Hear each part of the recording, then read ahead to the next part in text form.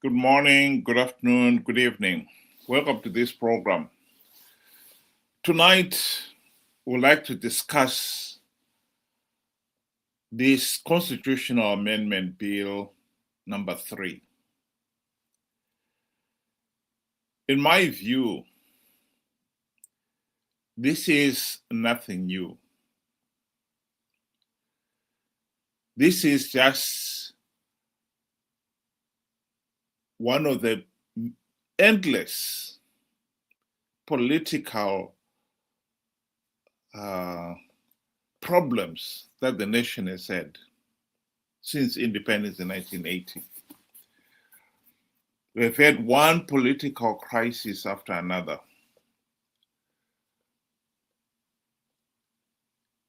And this is just a manifestation of that political crisis. In other words, one of the first political crises that Zimbabwe had was, of course, the infamous Gukurahundi in 1983 to 1987. So this Constitutional Amendment Bill is nothing more than Gukurahundi Mark 5 or Mark 6, depending on which other political crisis the nation has had in the last 46 years. The tragedy is, of course, we failed to address Gukurahundi and what caused it. And that failure is manifesting itself now with what we see. Because those who do not learn from the past always end up repeating the same mistake over and over again. So we are facing Operation Gukurahundi, Mark 6 or whatever, because we never addressed Gukurahundi,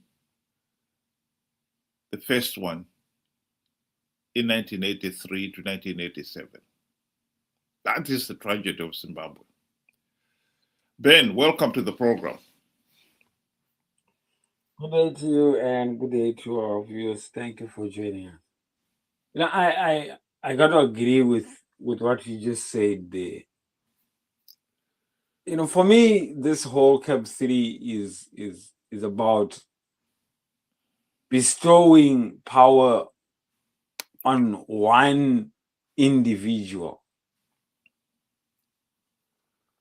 basically making a king.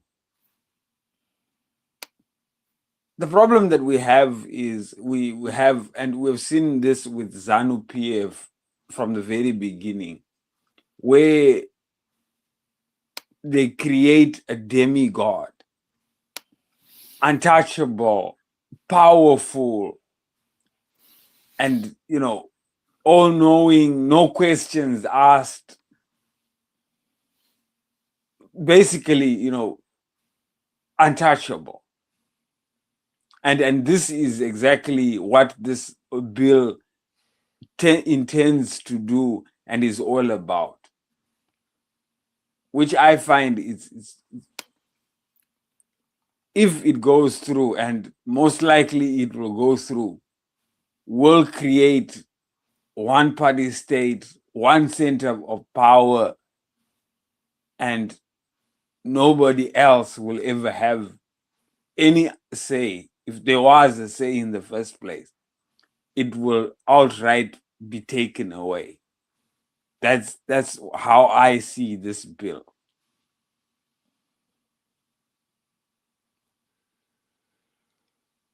Well, I did mention that this bill is Gukurahundi Mark 6. Gukurahundi of 1983 to 1987 was about power. The primary purpose of Kokura was for ZANU-PF to consolidate its power. Period. As much as Mugabe and his cronies would want the nation and the rest of the world to think that Gokura was about anything else, the truth of the matter is it was primarily to force PF ZAPU to give up its independence as an independent political party, because that was the only other party that constituted a serious political challenge to ZANU-PF's hold on power. ZANU-PF has never been confident about its ability to hold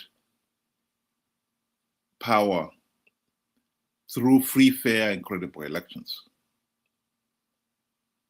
That much has been very clear. Even the first elections in 1980, as much as the Lancaster House agreement was that all PF ZAPU and ZANU-PF were to withdraw their freedom fighters from the field during the campaign period leading up to the 1980 elections. They agreed to that. But by the time the ZANU-PF leaders got back to Zimbabwe, they changed their mind. ZANU-PF did not withdraw all its political operatives from the field. Many of them were kept there, and they were given specific instructions to tell the electorate that if ZANU-PF does not win, then the Bush War would continue. That was their agenda, period. The people voted to end the Bush War. And they thought that would bring peace. They were wrong. Because 3 years later, 1983, ZANU-PF was on the war footing again. This time to eliminate the only other political party that constituted a serious challenge to ZANU-PF's hold on power, i.e. PF ZAPU. They were determined to force PF ZAPU to give up its independence as a separate entity and join up with ZANU-PF, or else be crushed. That is the truth. And the 1983 to 1987 Gokura Wundi was to achieve those 2 points.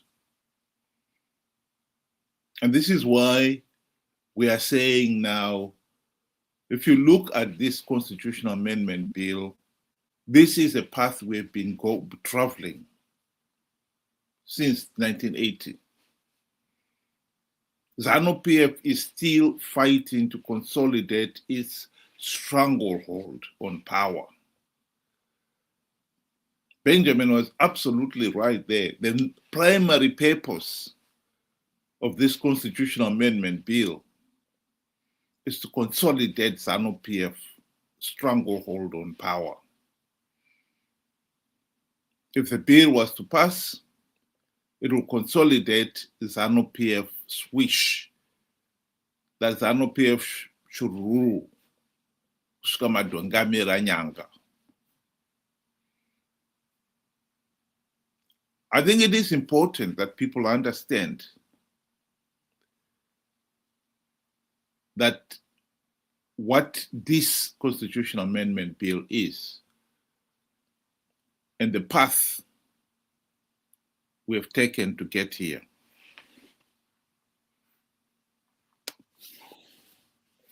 What I think is very, very important to mention, because what people are posting on social media and talking about is the term extension. That is what is really making the grounds. But we need to realize that this whole CAB3 actually has up to 21 clauses that it seeks to amend within the Constitution. 21. It's not just about the election cycle. It's how you elect the president. How even the whole voting system operates, from ZEC being changed to back to the Register General's office. You are talking of the president having to appoint judges without any public hearing. It's a big and a huge change. Basically, what this whole thing is saying, we don't want to have a say. Whoever is supporting it is saying, we don't want to have a say. We are going to give all our rights to the one individual that is president to run the entire show, no questions asked. You are going to make the right decision for us. It's basically giving away all your say. And this is the scary part. We are so focused on the one part and forgetting that the word I used before, a demigod, the king. It's no longer about the president. Whoever becomes president basically becomes king. And the king is never wrong. The king is never questioned. In short, goodbye democracy. Goodbye democracy. This is what it basically stands for.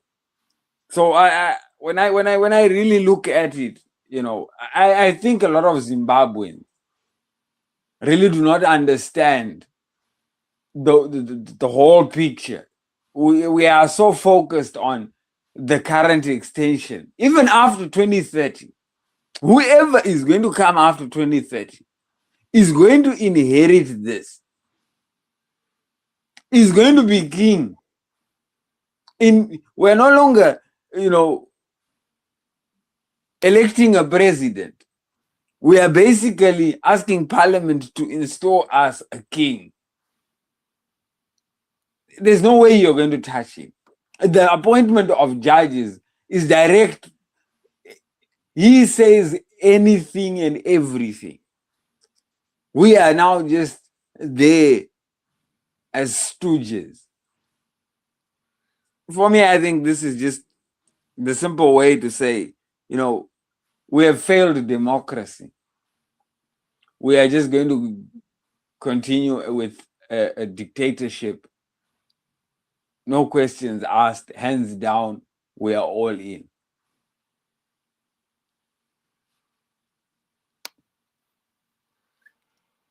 Well, I've said my that the Kukura Wundi was more about ZANU-PF dominating PF SAPO. Here is the late Dr. Joshua Nkomo saying exactly that.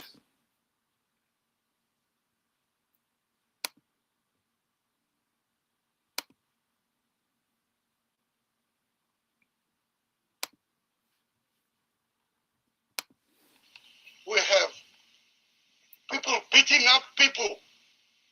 Why must people beat each other? Why must people beat the next person?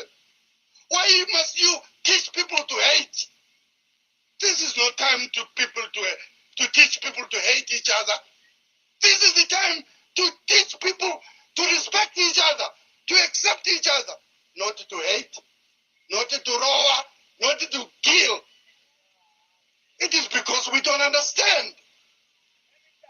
Nobody must go about running around with grenades and with AKs at this time to try and persuade people by means of that. If you go about running around with AKs to persuade people, because you have no support. If you have support, you don't do things like that. He was absolutely right. ZANU-PF launched Gukurahundi for the purposes of consolidating its own power. Mugabe and company were not sure that if there were free, fair, and credible elections, they would win them. And so they sought to consolidate their own power by creating a de facto one-party state, which is exactly what happened as soon as PF SAPU signed the Unity Accord. ZANU-PF created a de facto one-party state. And if you think that they should have been content with that, you're wrong. Because as soon as the agreement was signed, the Unit Accord was signed, the party, ZANU-PF, launched to consolidate its hold on power. Zimbabwe has never held free, fair, and credible elections. Never. And whenever the party felt its hold on power threatened, its reaction has always been the same: to use brute force.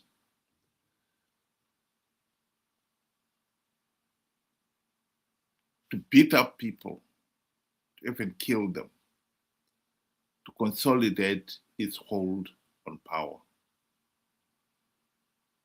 That is the tragic reality. Just to remind those of you who would like to join us on this platform, you can use the link at the bottom of your screen there to join us. And you can have your say on this issue. What we are talking about tonight is this Constitutional Amendment Bill number 3, and that it is just a continuation of what Zimbabwe has seen these last 46 years. ZANU-PF fighting to consolidate its hold on power at all costs. This is just the Constitutional Amendment Bill. It's just another milestone along that path. Ben. You know, what is said here is that a lot of Zimbabweans actually believe that Zimbabwe was a democracy in the first place, and that this here actually threatens. And I love the word that you used. Zimbabwe was never a democracy from the very beginning. They never held free, fair, and credible elections since the very beginning. So what we are finding is we are living in a delusional.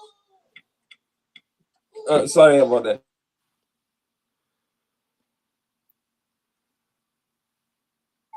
One of the other fights that we would like to mention here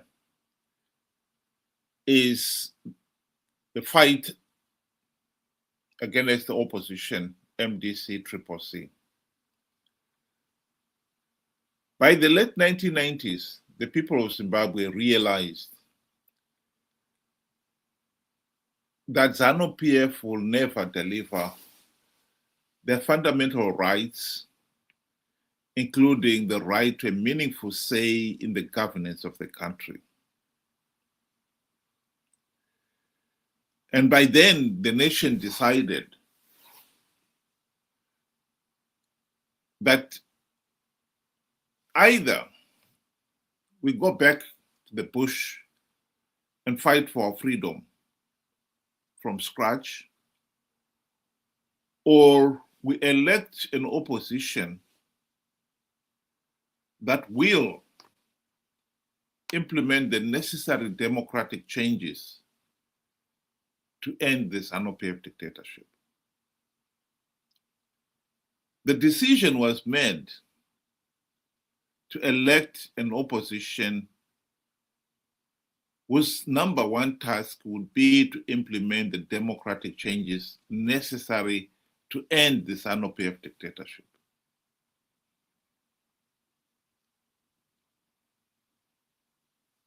ZANU-PF felt power slipping through their fingers. The de facto one-party state was not holding. And their reaction was to attack the opposition leaders and their supporters. So since 1999, when MDC was launched, the regime has been after the opposition. The elections were never free, fair, and credible. And the only time that the nation did have something close to free, fair, and credible elections was in 2008, when SADC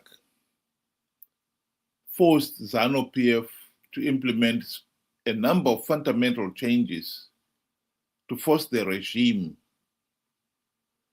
into holding what one can only call the nearest we ever got to free, fair, and credible elections.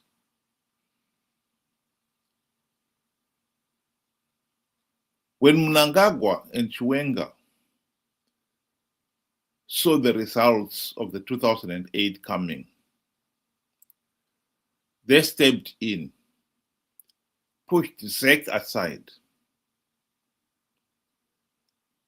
and here is what followed. I also know that Mugabe conceded defeat on 2008. He found Mbeki and Obasanjo to concede defeat. I hope that Thabo Mbeki and Obasanjo will one day make that public. But one of them, I won't say which one, told me that Mugabe phoned them that Saturday night and said, look, I lost the election and I concede defeat. And I know that Mugabe stuck to his guns. I was prepared to go. His wife was since bags packed to go somewhere on the following day, when Mnangagwa and Chiwenga approached him and said, you stay where you are. And then they contrived the runoff, sadly with the help of South Africa. And runoff took place, very violent. 360 people were killed. I don't know. The South African, I came here as part of a delegation to Cape Town to see members of the ANC. I don't want to mention names, they're my friends. I saw them, and through them, a cabinet committee subcommittee of South African cabinet was set up on the Zimbabwe issue. It was on the basis of that cabinet committee that South Africa did not recognize the runoff. And indeed, it was the basis of that committee that Thabo sent the generals to South Africa to Zimbabwe. I met them, and I was one of the few to have read the report, because I was flying to Joburg in the company of General Romano, who was a friend. He passed away. No? That's why, yeah. And I also took people who had lost their hands in the violence to the South African embassy in Harare. And Romano broke down in tears. How can a liberation movement treat these people like that? He was a broken man. So there's no doubt at all here in South Africa as to the brutality of the regime in Harare. So it amazes me, it angers me, in fact, when I hear the nonsense coming out of people like Mbalula's mouth. This is the tragedy of Zimbabwe. We have been down this road for 46 years and counting, experiencing firsthand the brutality of the ZANU-PF dictatorship.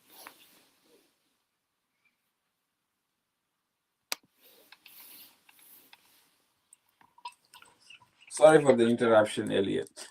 What I was trying to say was, you know, we have been living in this cocoon and in this delusional world where we actually believe that Zimbabwe is a democracy and we can vote for our president, and elections are healthy, elections are good for us. Yet we all know, and we have read reports after reports, not just the 2023 election report, you know, from all observers, but even the elections, 2018 and so forth. They've all stated that our elections are not free, fair, and credible. So the idea that you find that even the opposition themselves keep saying that, you know, we want to vote for our president, this bill takes away.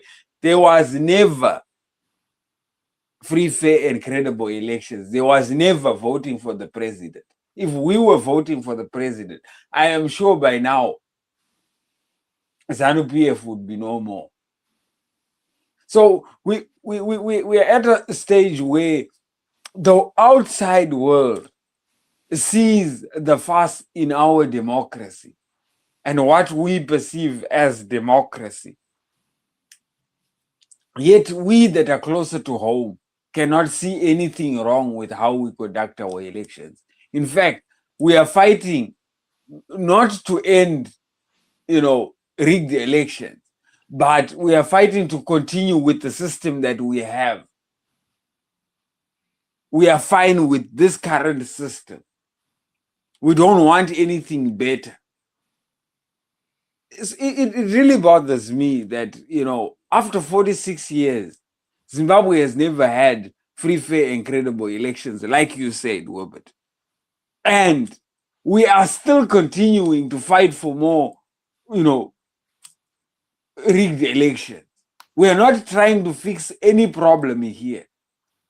Yes, CAB3 wishes and intends to consolidate more, but already a lot has been taken. We need to get that day back first. And I think this is the biggest challenge that Zimbabweans have failed to understand, that Zimbabwe is not a democracy, that the opposition and ZANU-PF want to picture it to be. It's actually the opposite. Zimbabwe has never had free, fair, and credible elections since day one.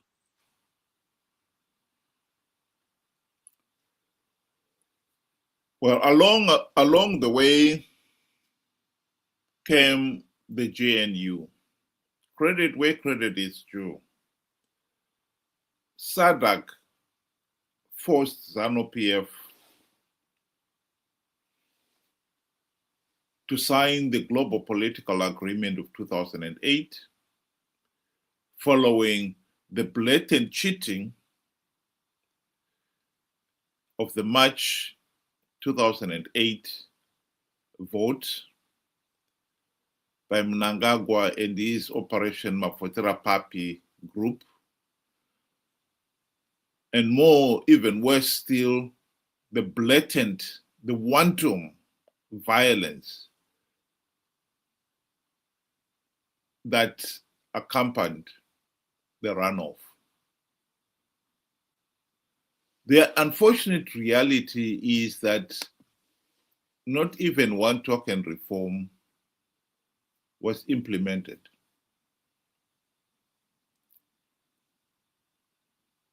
The number one task of the GNU was to implement the democratic reforms to ensure that the blatant cheating in the March vote count and the wanton violence in the runoff would never happen again. But as we know, not even one token reform was implemented in the 5 years of the GNU.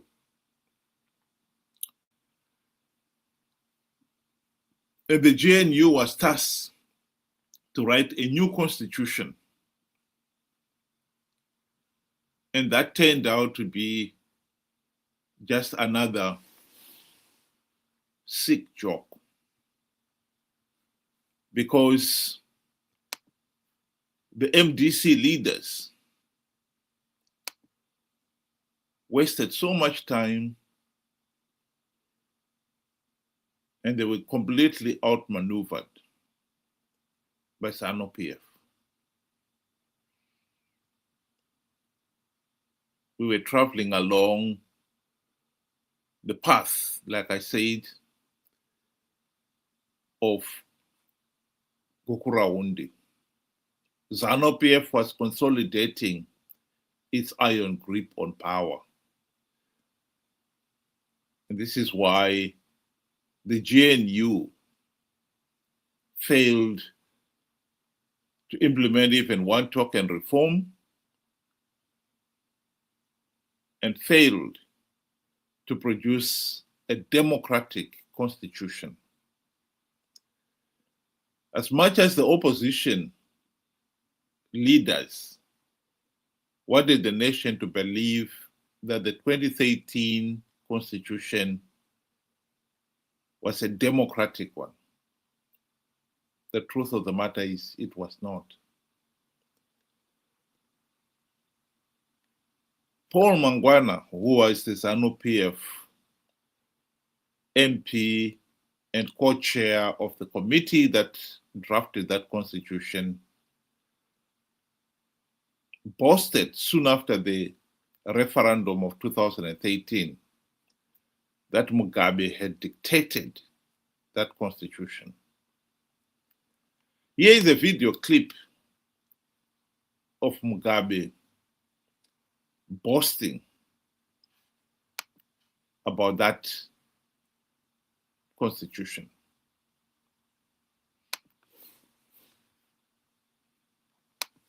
The good thing is this constitution is no longer changeable by the principals, including Mugabe.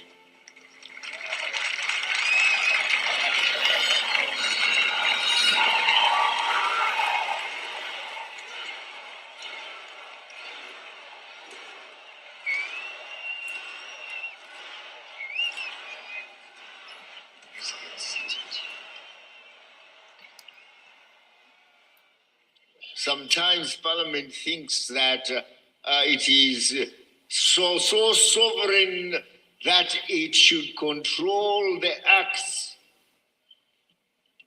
The MA principles. Quit.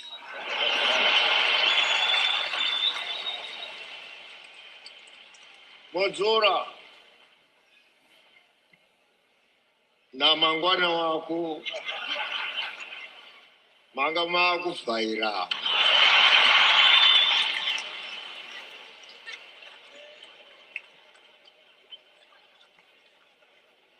Sometimes people fail to know where power has derived from.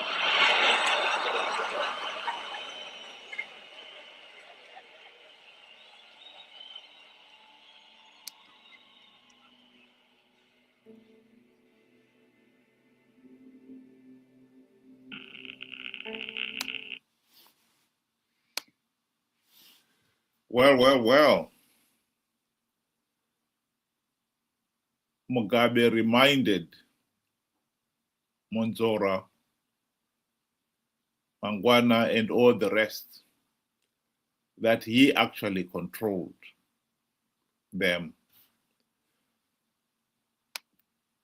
And so it is no surprise at all that the Zimbabwe constitution, the new constitution, which the nation was told was one of the most democratic in the whole world, failed to deliver even on the most basic fundamentals, deliver free, fair, and credible elections. It failed to deliver the basic freedoms and human rights of the people of Zimbabwe. We should not be surprised by that. Because like Paul Mangwana admitted, that constitution was dictated by Mugabe. It was a dictator's creed. And it is naive to think that we could expect it to do anything else. We in Zimbabwe have been down this path for 46 years and counting. ZANU-PF has taken us down this path. And all ZANU-PF has been focused on and interested in is consolidating its own stranglehold on power. And the failure by the people to see this reality, even after 46 years, is one of the most tragic realities of our time. We are not going to change this system by pretending that it's working. It is not working at all. And that is the argument some of us have been trying to say, particularly on this platform. You know, one important thing that we should mention, Wilbert, is that, particularly you and I have been getting a lot of stick when it comes to talking about how incompetent and how utterly useless the current opposition leaders are. People have come out and always said we are hating on them, we are, supporting ZANU-PF and so forth. But if we are to look at historical facts, and which are there as evidence for everybody else to check and see, you will find out that MDC-CCC has always been in ZANU-PF's pockets. And ZANU-PF has always made sure that each and every time they bribe and pay their way out of any situation. And that was no different when it came to the GNU, the golden opportunity where we could have ended all this mess and we wouldn't be here today. ZANU-PF made sure that Tsvangirai got his $3 million house, he's got his, his perks ready there, MPs, everybody else, ministers, deputy ministers, they were all catered for. And that became a very, very nice and cozy place for ZANU-PF and the opposition. They stopped opposing, basically. So even when SADC, and these are facts, when SADC came knocking to remind MDC, Tsvangirai and company, to say, you guys need to, implement the reforms that we came to this arrangement for. We need to do what this arrangement is for. No, they did not push for any reforms. Instead, they went and reported SADC to Mugabe to say, these guys are worrying me. These are facts. These are things that happened. The evidence is there to support it. So it is not just merely just hating on them. You're finding it now. Fast forward, we are on this here thing. We are finding ZANU-PF is being supported, in parliament by even the opposition itself. We never had an opposition. We should not say ZANU-PF outmaneuvered, the opposition. They never were competing. They were working together to make sure that ZANU-PF wins and they get a few seats on the table as well. And life continues. This is where we need to come to that realization that we have a big problem, that Zimbabwe, we have created a facade, a mirage in our minds, and we are living in a delusion. Zimbabwe is not a democracy. Zimbabwe doesn't even have an opposition. In fact, the opposition that is there is only ZANU-PF, except for the name. We need to realize that. How can somebody come up and tell you that we are going to fight for this bill and stay in the mountains when you were the closest? You failed to do it. When you had the golden opportunity, you failed to do it. Why did you have to go and do it at the mountaintop? We got to come to that realization. If we are going to move forward, if we are going to think of fixing this country, we have to come to that realization that the current opposition are nothing but incompetent, utterly useless, and junk, basically. Well, you referred to opposition corruption. Here is a video clip of someone telling us a bit more about it. Whilst most Zimbabweans thought that the opposition corruption was limited to the E-Class Mercedes-Benz for the deputy ministers and ministers, the two prime ministers and Prime Minister Morgan Tsvangirai, the very generous salaries and allowances all round, and other benefits. It's now beginning to emerge that the opposition leaders received a lot more in terms of bribes from ZANU-PF.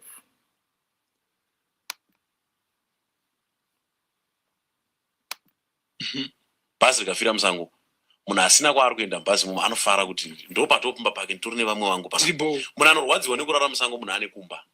Taibhadana kumba kwangu. Bada amana kumba kugombezi rangu rere. Mana so.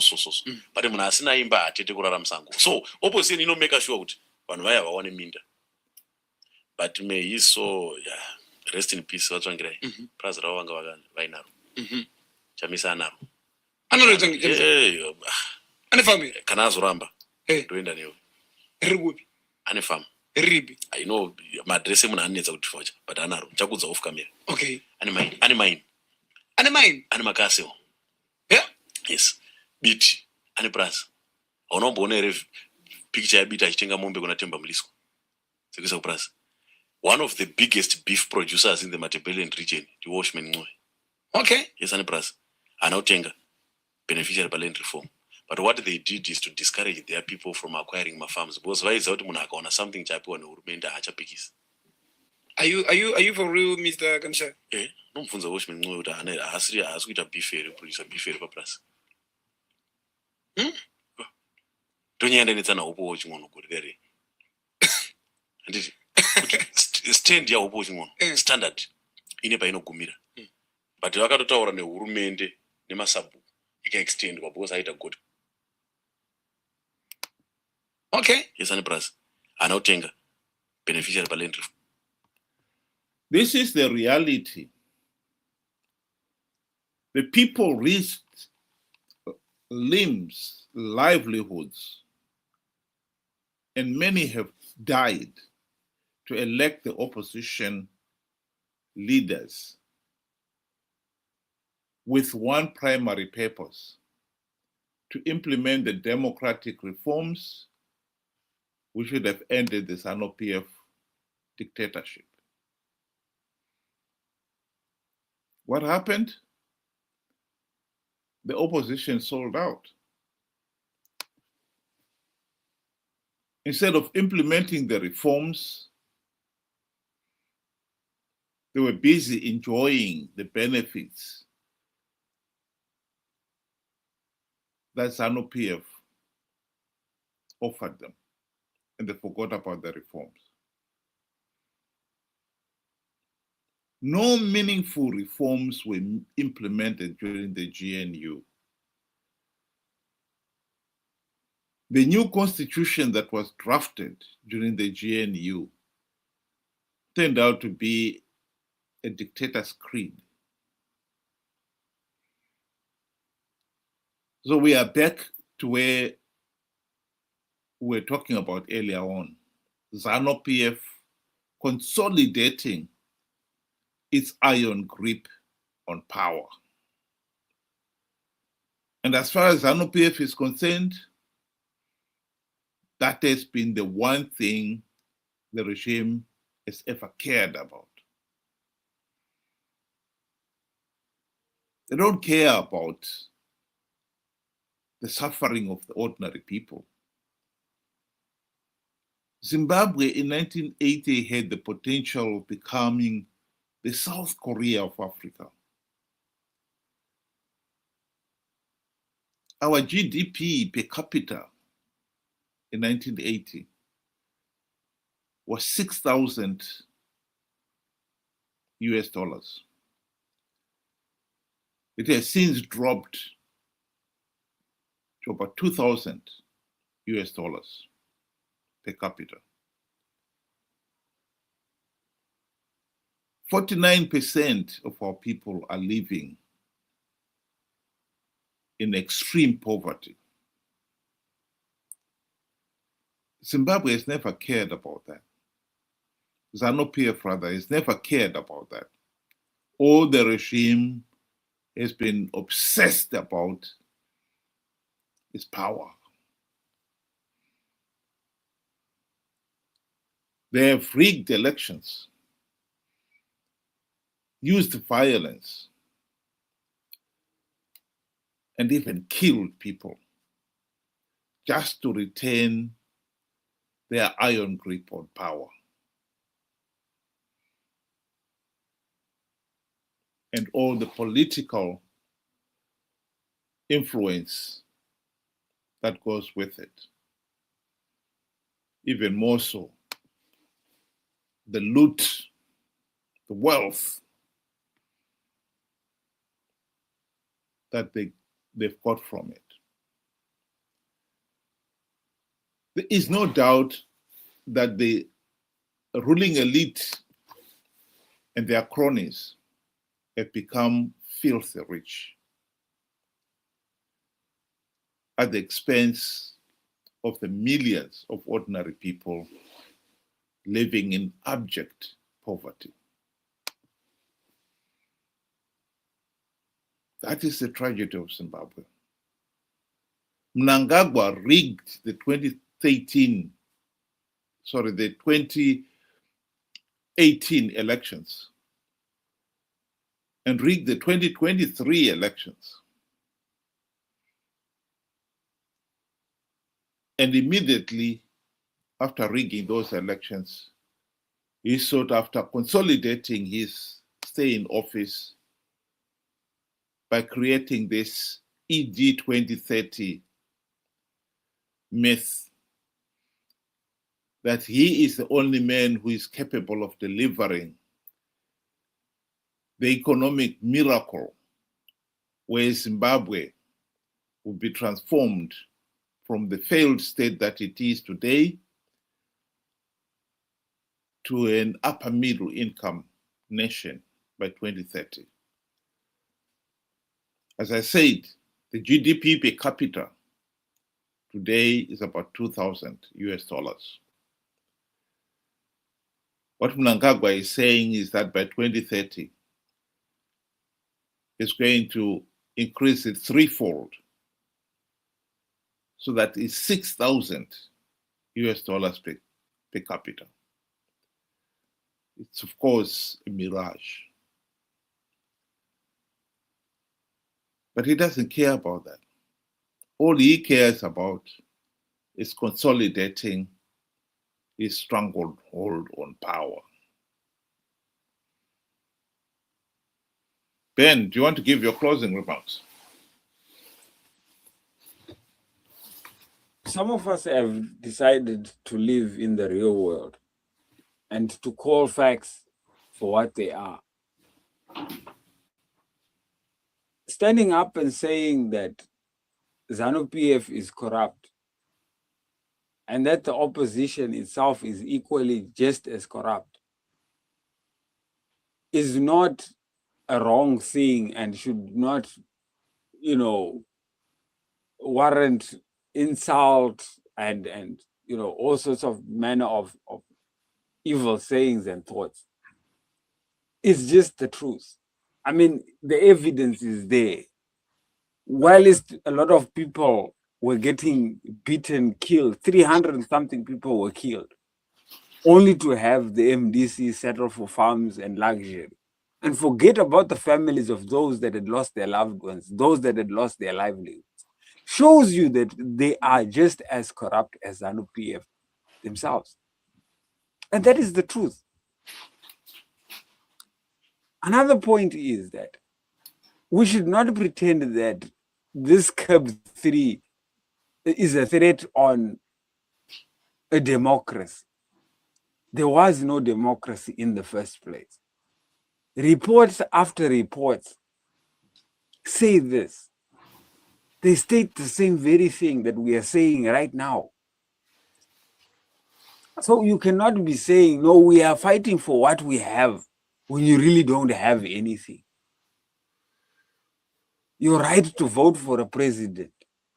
In 2008, they sat on the election results for over 2 months, a month and a half or whatever, just to count the votes, 5 million votes. It took them over 30 plus days. They robbed you. So why do you want to keep something that you don't have instead of fighting to have it all back? And the only way you can have it all back is to fight for reforms. We need to fight for reforms to fix a broken system. Since 1980, ZANU-PF has declared that it has to be us and no other. So when you go into that ballot box and say it's no other, whatever you're going to go and do, it's predetermined already. And I like the picture where, the ZEC chair lady is standing with Mnangagwa and they are speaking. Is everything set? He says, yes, sir, everything is all done. So what you are just doing is just routine. You're just going through the motions of an already rigged election. And the opposition has been dragging us along to say, let's go, this time we will win big, knowing fully well that it is impossible. But then they stand a chance to join in the gravy train. Better have something than nothing. They know that, they will get monies for election agents and everything. And then they don't even post election agents at most polling stations. They eat the money. We have to come to a realization that Zimbabwe is not a democracy.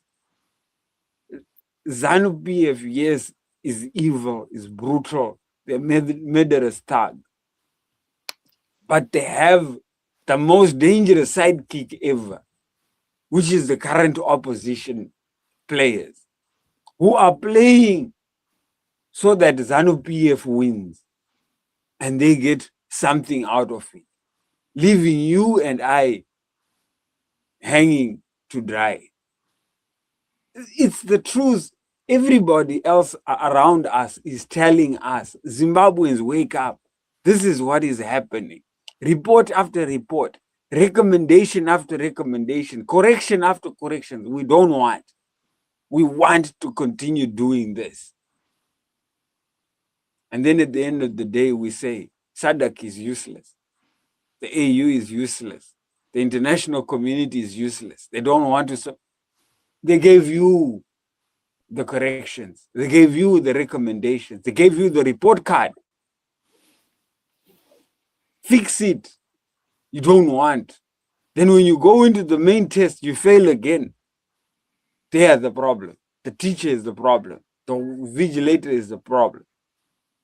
I think we've got a big problem as Zimbabweans. And I think we are our own worst nightmare, worst enemy, self-inflicted harm. This is what we are. This is what we do. And we don't have anybody else to blame but ourselves. Wake up, Zimbabwe.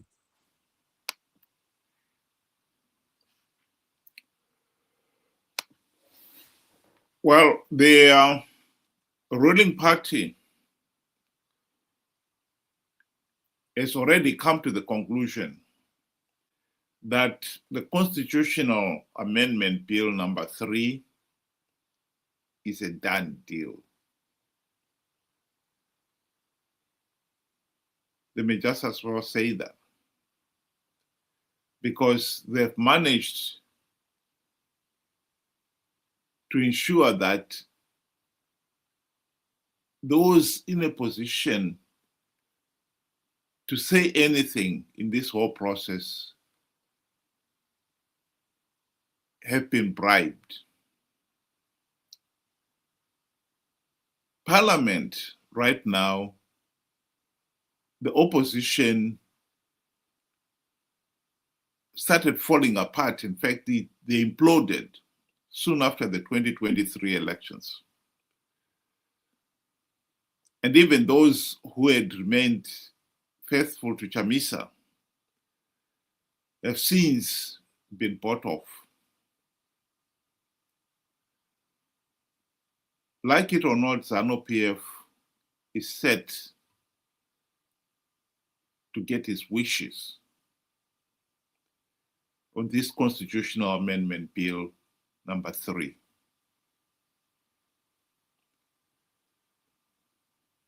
Like I said, we have come a long way. 46 years going down this route. And it has been a torturous 46 years. Because all ZANU-PF has been focused on is consolidating its own stranglehold on power. That's all the regime has ever cared about. And this bill is likely to pass, and ZANU-PF will have moved from a de facto one-party state to a de jure one-party state. Tomorrow, we'd like to take up on this issue on the Constitutional Amendment Bill number 3 and what it means for the country going forward. I hope some of you will be able to join us, and those who can, you can use the link at the bottom of your screen. We'll be using the same link for tomorrow's discussion as we are using today. Thank you very much, Ben. And for those of you who were able to join us, thank you again. If you can't join us, you can send us your comments. We'd like to hear from you what you think of this Constitutional Amendment Bill number 3 and where Zimbabwe is going. Thanks again to Ben, and thank you to all, and good night.